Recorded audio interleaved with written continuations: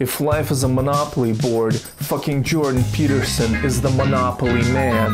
And I'm not referring to his Patreon stash. I'm talking about something deeper, dude, where you and I look at the Monopoly board as a two-dimensional object. Motherfucking Peterson sees it as a three-dimensional object representing a four-dimensional object. It's not about the real estate, my dude. It's about the wisdom, and it's about the spirit of the state of your fucking being, my brother. Here's a koan from Sensei Peterson. How do you win the rat race? You become the fucking lobster. You didn't see it coming, dude. You have to switch the species. You have to assume the alpha lobster posture, and all the rats will scatter. Motherfucking, they're cucked, and you're gonna get that female rat that's attracted to the fucking alpha postures, to a psychologically healthy man who does the radical thing. He takes responsibility. One touch of Jordan Peterson's sacred hand, one touch of his sacred, the meaning of music symbol, your fucking autism is gonna get cured, my dude. You're gonna retain that Rick and Morty high IQ strata where you have been dwelling, but all the social awkwardness will go away from the teachings of my man, Dr. Peterson. But you know what else Dr. Peterson can teach you? It's fucking wearing a hat, motherfucker. He can teach you about wearing a fedora. Motherfucker, opening up your mouth for that load of Peterson wisdom. You know, give it up for the fedora boss, bitch. Just what kind of man is emerging to replace the chauvinists of yesterday? Type 1, let's call him, very popular in Japan, is shiftless, dependent, and low in status. He poses no threat to women, however, displaying little interest in them altogether, except when animated, infantilized, and available for kissing practice on a portable Nintendo. Have you ever heard of that old Canadian saying, birds of a douchey feather archetype together? Well, today we're going to talk about two important birds, Jordan Peterson and his intellectual idol, Carl Jung, the famous psychologist of the 20th century, the wayward disciple of Sigmund Freud. We're going to cover those bases. I'm going to talk about Jordan Peterson's perspective on things. I'm going to talk about depth psychology, you know, psychoanalysis, and I'm going to talk about Carl Jung. And throughout, I'm going to offer my constructive criticism, specifically of depth psychology, and also of Jordan Peterson, who I find to be an annoying piece of shit.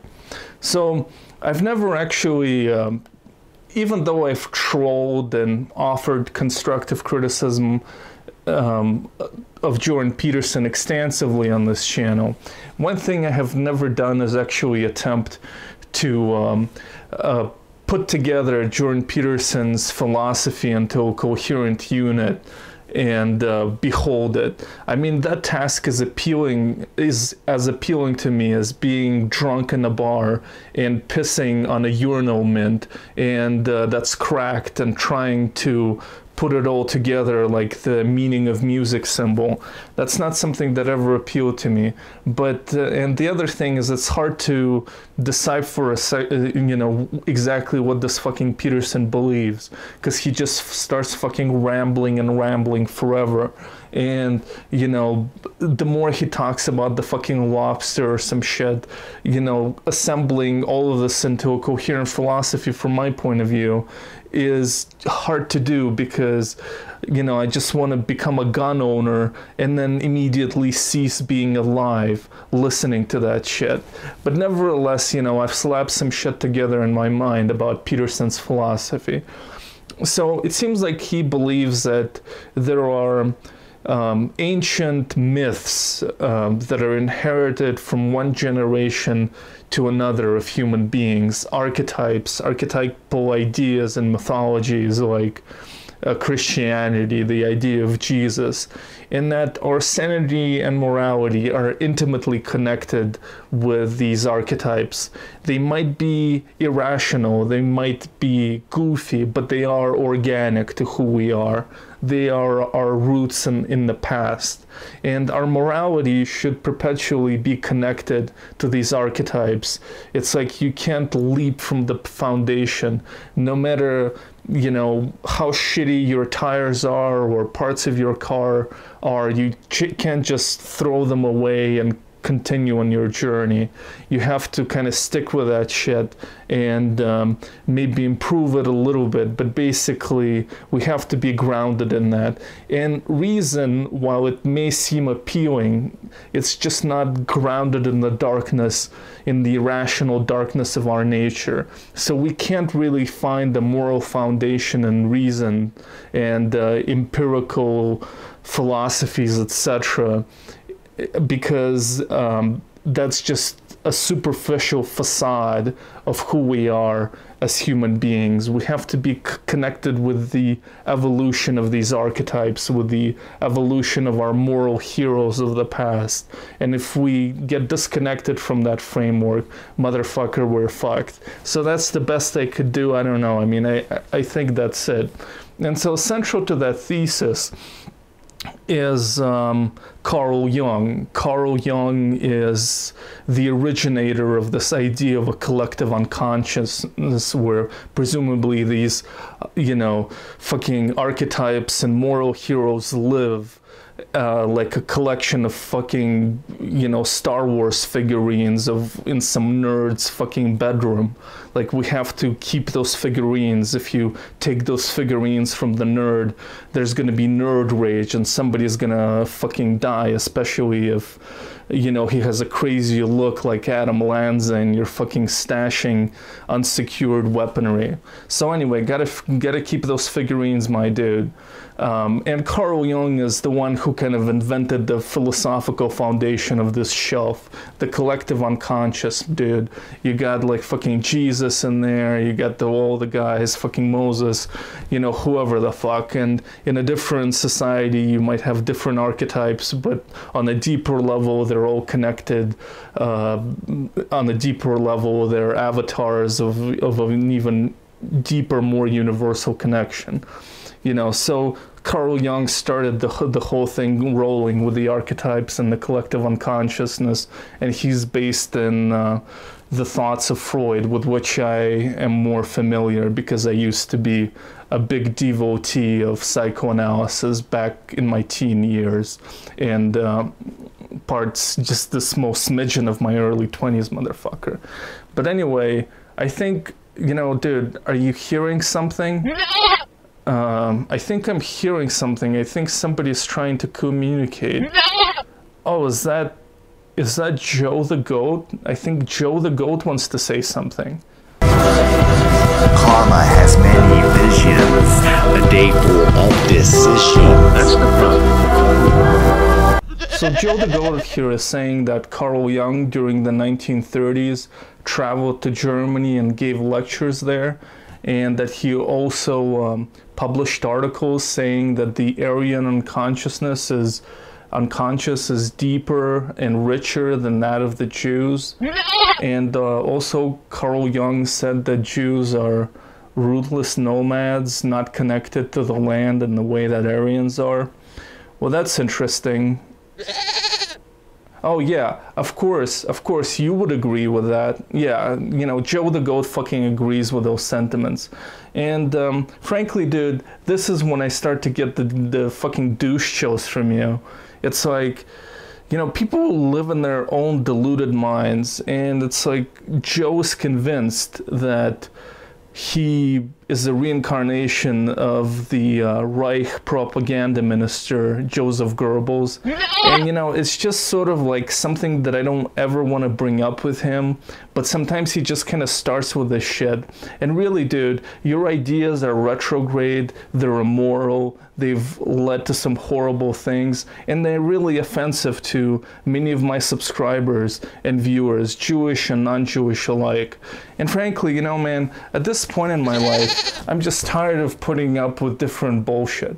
Like this, you know, the things he believes are totally unscientific, but to kind of pour salt on the wound, they're also profoundly immoral. And you know, it's just, I don't believe in reincarnation, man. It's just unscientific.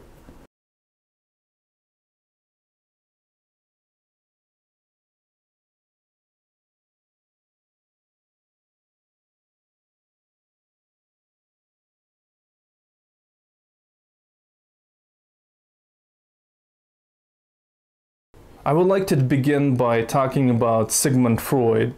Now, Papa Freud was Carl Jung's guru. He was somebody who invented the whole thing. Sigmund Freud was the first guy to go balls deep into this idea of the unconsciousness.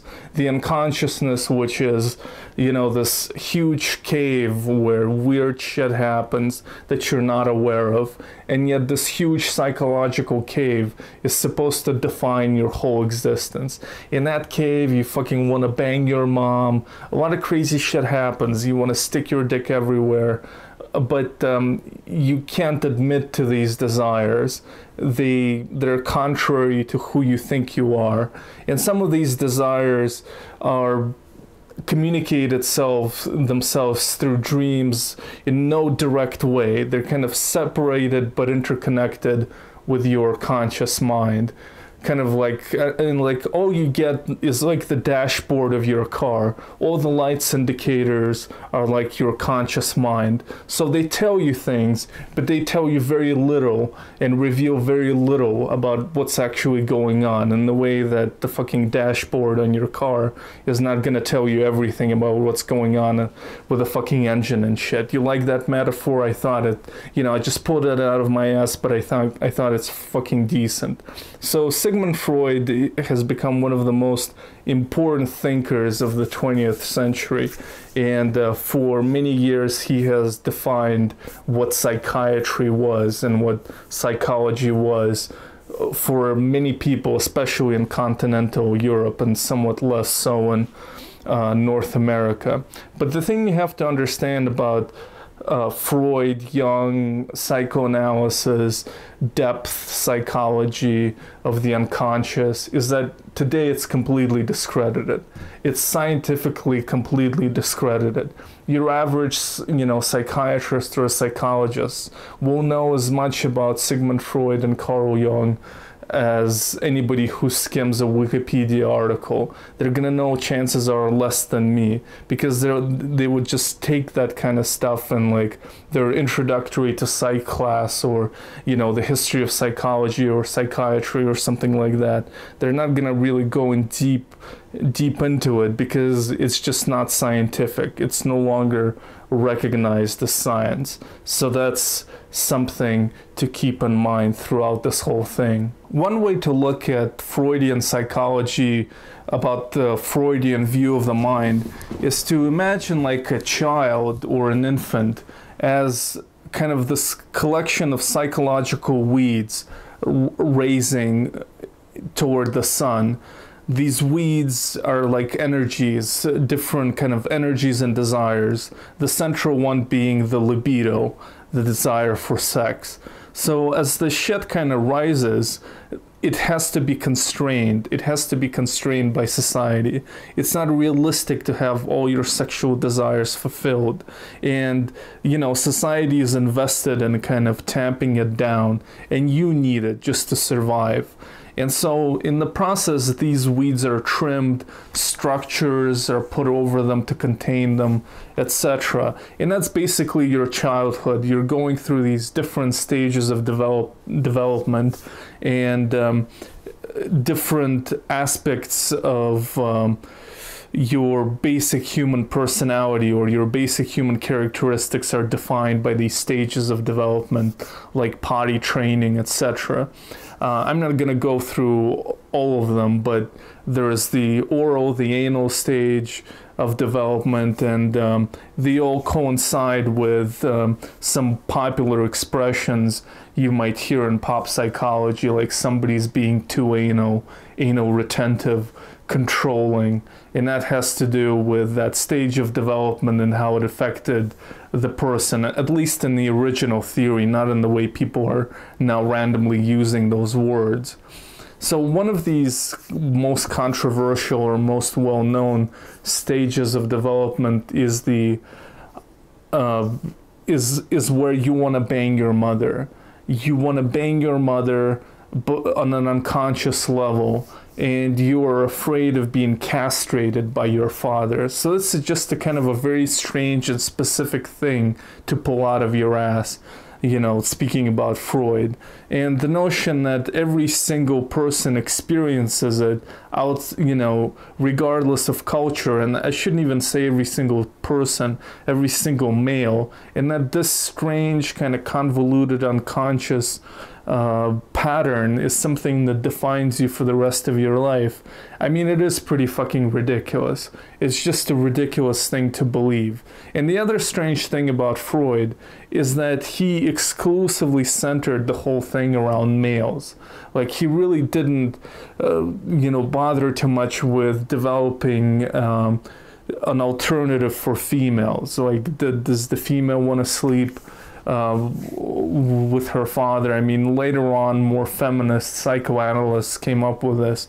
So this was also kind of a strange oversight. So basically what happens in the stages of development, if these weeds get tangled up, or they kind of grow, I don't know, inwards, or they bump in against the structures in an unhealthy way, it's like there's something wrong underneath the hood of your engine, and it's going to affect you for potentially the rest of your life.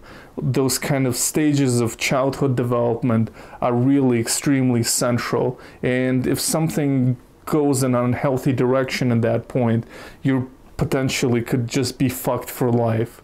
And so the solution to this is to go to a psychoanalyst. So you would go to a psychoanalyst, and this is one of the achievements, one of the lasting achievements of psychoanalysis is psychotherapy.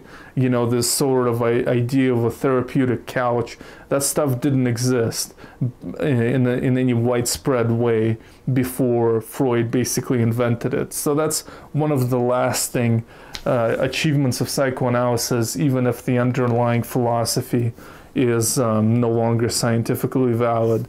And so in the original form of psychotherapy, you would lay down on this couch and you would almost like fucking free associate. You would just talk about your childhood, talk about your relationships with your mother or whoever, and you would just ramble on, and the psychoanalyst was supposed to sit back and say as little as possible. And this went on forever. Like, psychoanalysis sessions could be a couple of times a week for weeks and months. You would just lay down there on the couch, fucking Freud would puff on his fucking cigar, and you would just ramble on, and then you would analyze this shit. You know, it's like you would vomit out a bunch of random bullshit, and then you would talk about it with a psychoanalyst and decipher it. Also, Freud believed that in dreams are representations, symbolic representations of your unconscious desires. So like a broken candle, for example, could be an indication, a symbolic indication of your fear of impotency or something like that. You know, it's just kind of this really convoluted stuff that you would analyze for hours and hours. And psychoanalysis, for this reason, has never really been like a populist thing at all. It has never been really available to the masses. It still exists to this day, but it's not covered by health insurance, and basically only rich people do it. And it's almost became like a religious or a cult in a way, because you and your psychoanalyst really develop this very intimate relationship where they almost like become your biographers in a way, and you just spend hours and hours with that shit. I mean, in a way, if you think about it, it's kind of ridiculous to imagine all these kind of narcissistic or neurotic, at least, rich people laying around there and like spending a whole lifetime, a whole kind of huge chunks of their life on the couch, just talking about these few years of their life, just, their like life before 12, for hours and hours, fucking days and days, weeks and weeks.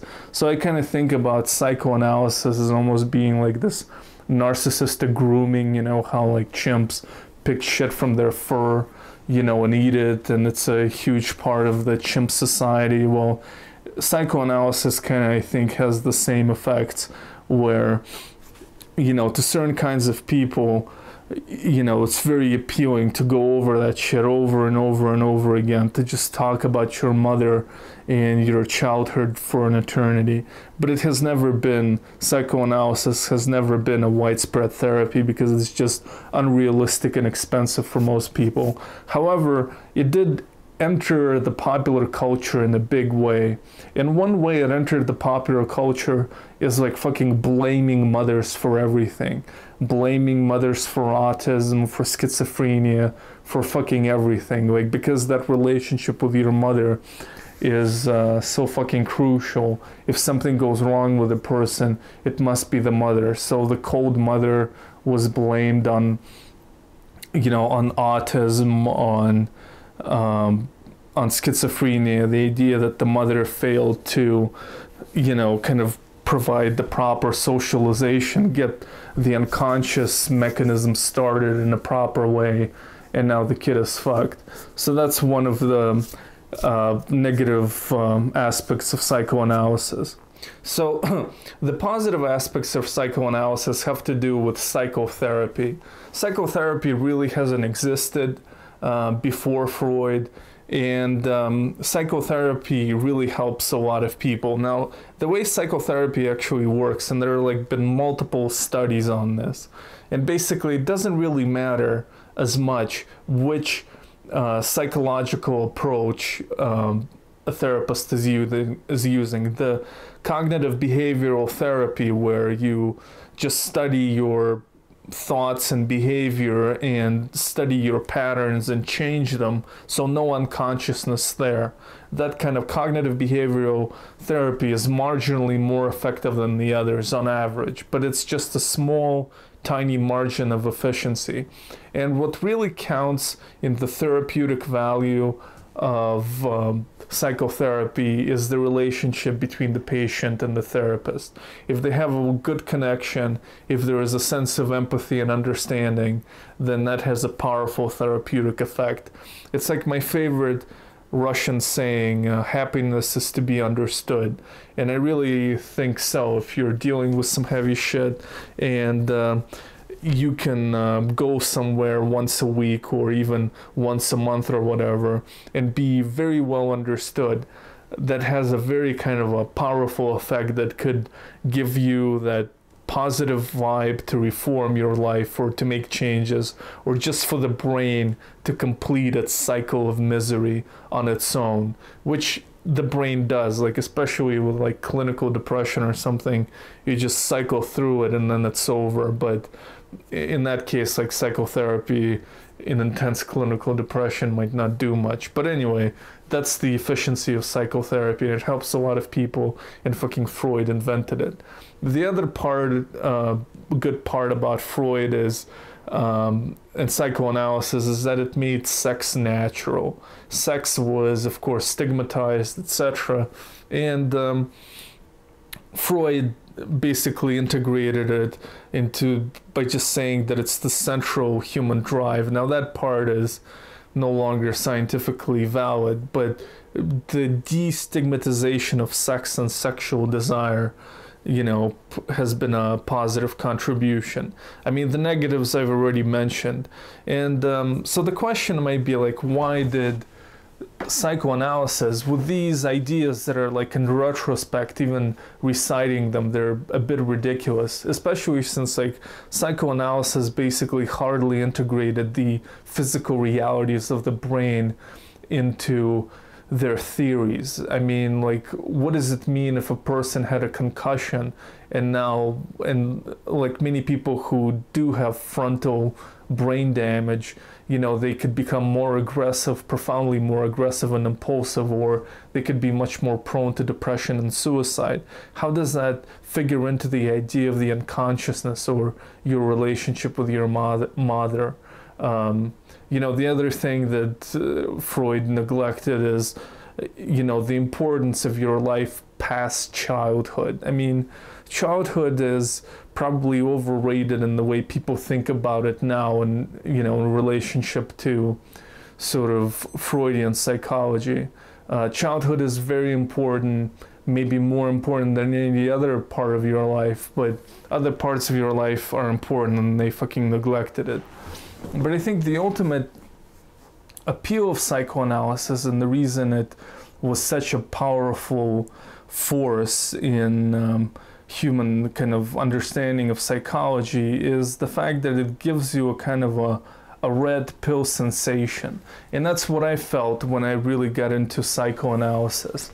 You know, I heard about it in my fucking public high school, which was like an upper middle class public high school, but really nothing fucking fancy and nothing really profoundly sophisticated about it. But you know, she like mentioned some shit about it, the teacher did, and I got sort of interested in it, and I started reading stuff online. I actually fucking read The Interpretations of Dreams by Sigmund Freud. Like that's a really fucking dense book that really, like, in the final chapters is barely coherent. He just almost goes on a fucking free association of its own. But anyway, the inside, you know, the thing that appealed to me about it is that I really had the feeling that I had this kind of a secret knowledge of what's really going on. Like I was looking around like in kind of in a matrix type situation where I felt that there's just this deep force that controls all of these people, and yet all these people are fucking unaware of it.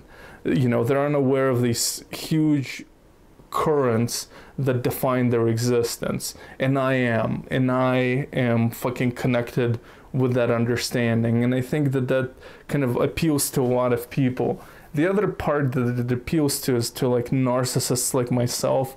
It's like there are certain people who really kind of like admitting their flaws, and they kind of dwell in it. It's kind of like this just delicious reverse narcissism of dwelling in your egotism and your flaws on the one hand, but on the other hand, not really taking personal responsibility for it.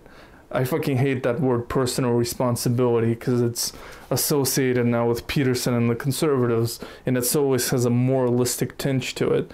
But it basically allows you to say, yes, look at how grandiosely fucked up I am, and yet it's all because of the unconscious mind that I don't control. And now I'm gonna meet this person for fucking hours and hours and just ramble about my life. I mean, it really is amazing how much time people dedicated to their analysis. I mean, they would literally spend more time with their analyst than with their spouse. It would be like a lifelong strange relationship where you just talk about your life and your unconsciousness.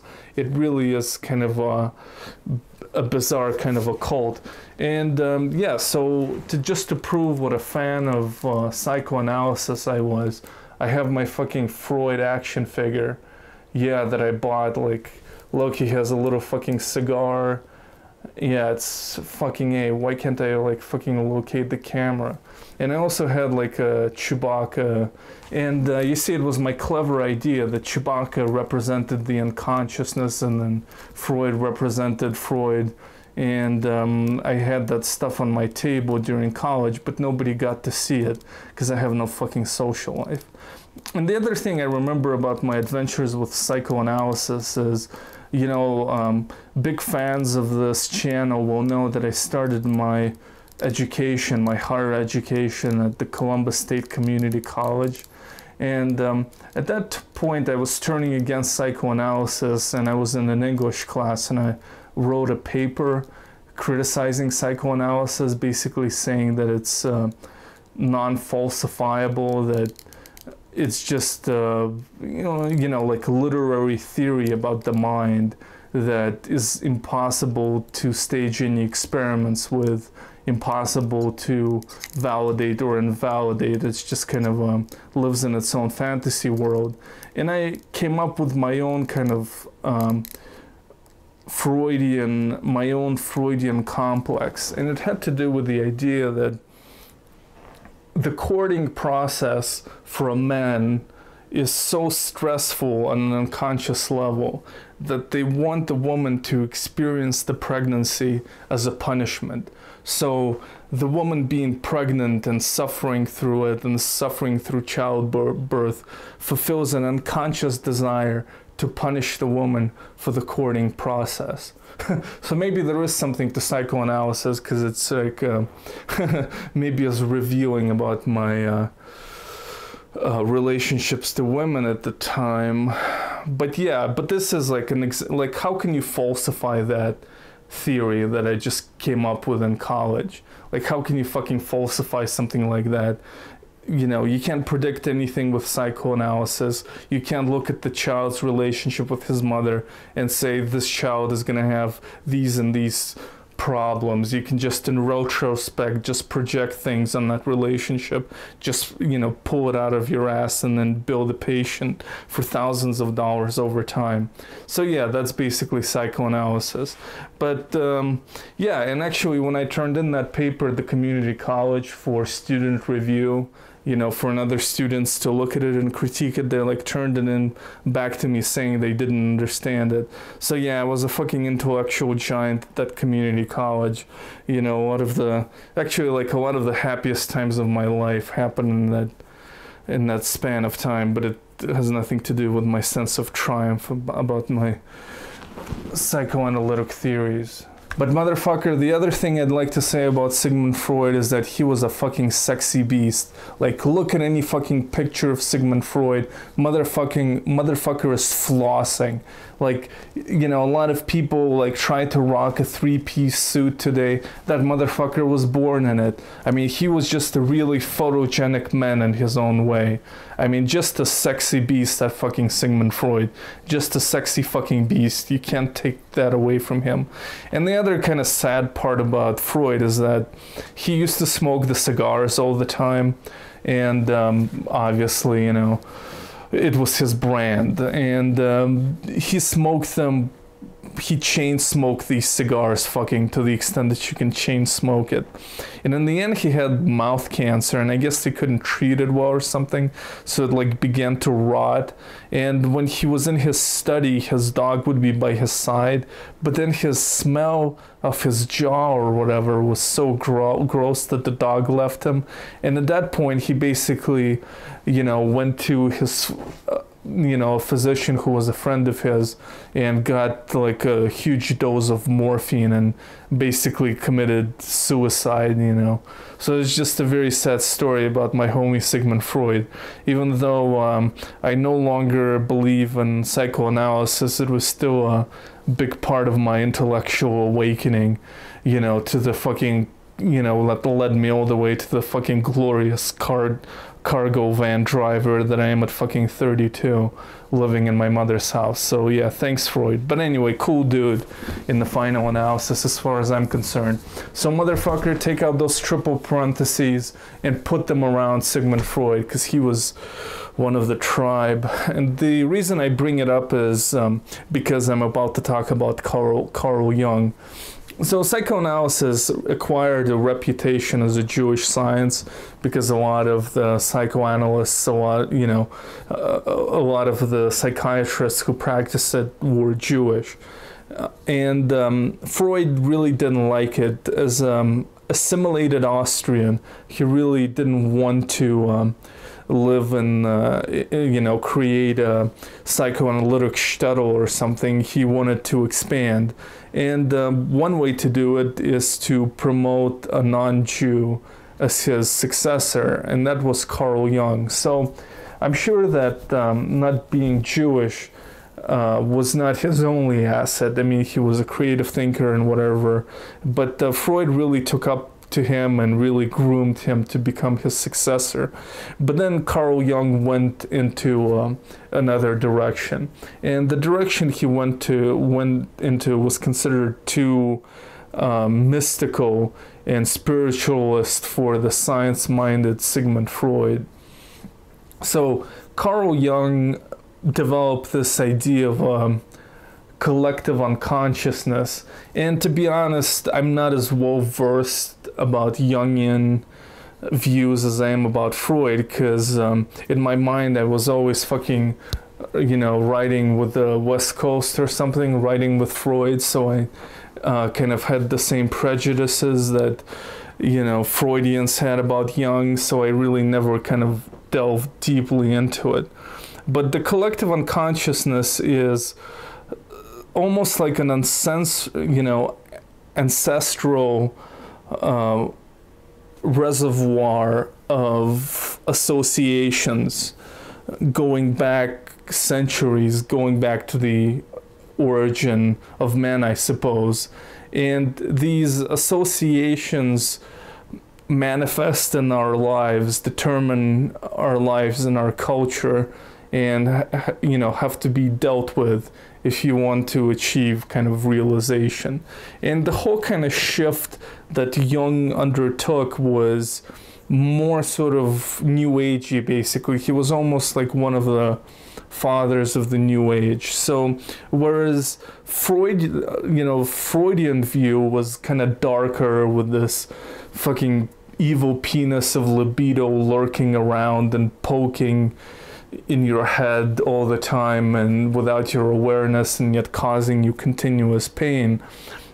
Carl Jung had these more kind of romantic, borderline mystical ideas about these kind of glorious archetypes, and kind of almost connecting with some sort of with your essence, basically, through it's like now the unconsciousness, from being this kind of a sinister, fascinating gutter, became like this river that connected you to the human spirit or some shit. Like that's basically where Carl Jung took it. But yeah, I mean, at one point Carl Jung lived in some castle and banged a bunch of ladies who were enamored with his theories. He basically went a kind of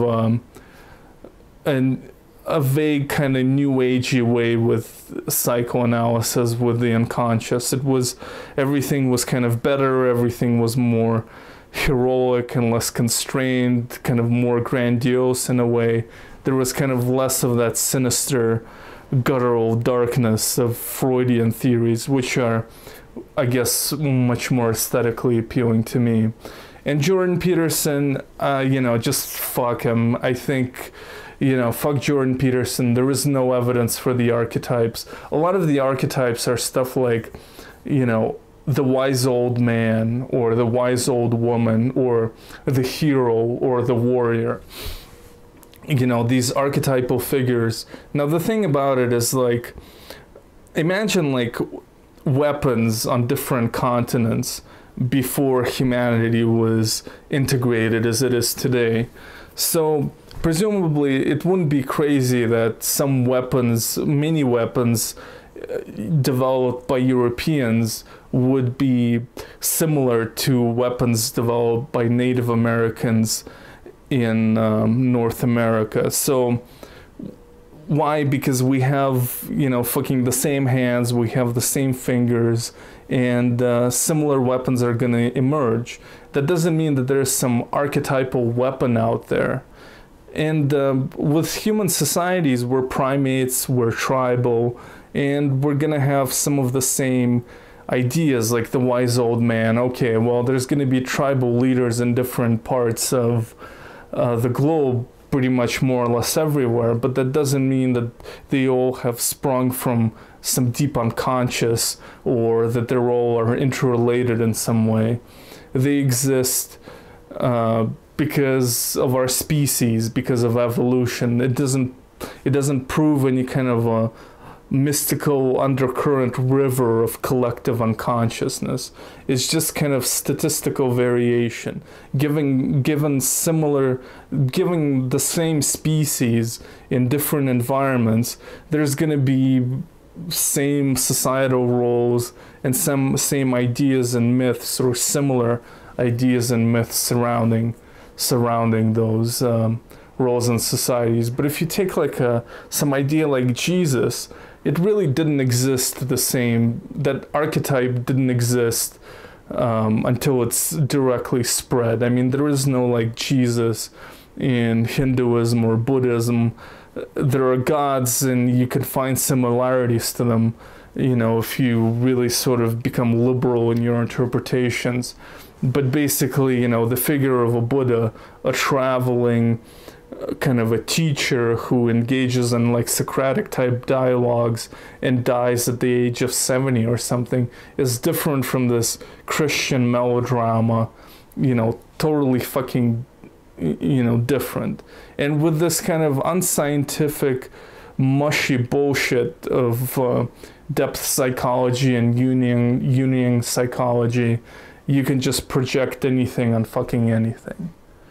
So yeah, I don't know if you gave a shit about any of the information I gave you, but I thought it was kind of thorough. And even though I'm sure, like, the most depressing part for me is to put all these like separate cuts together and seeing the length, and I'm sure when I look back at this shit, it's gonna be like fucking 30 minutes or more, and that's annoying. But I did fucking cover the topic. It is like fucking 3 a.m.